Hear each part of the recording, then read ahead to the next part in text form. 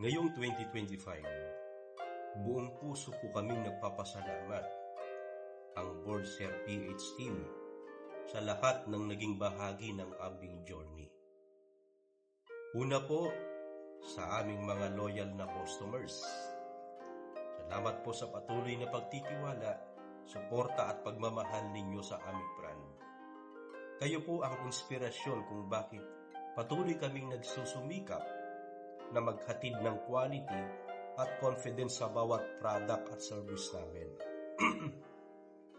Sa aming masisipag na team, salamat sa dedikasyon, husay at malasakit. Sa likod ng bawat tagumpay ay ang inyong walang sawang pagsisikap at kooperasyon sa ating team.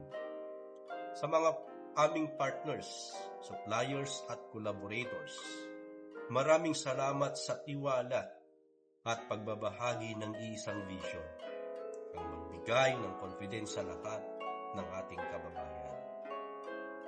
Higit sa lahat, nagpapasalamat kami sa Panginoong Diyos dahil sa bawat pagsubok at tagumpay na nagpatatag sa amin bilang isang brand at komunidad, lagi naming nararamdaman ang kanyang paggabay sa amin. Sa 2025 at sa mga susunod pang taon, nangangako po ang Board Sir PH na patuloy na magsisilbi ng may integridad, kalidad at buong pusong katapatan. Maraming salamat.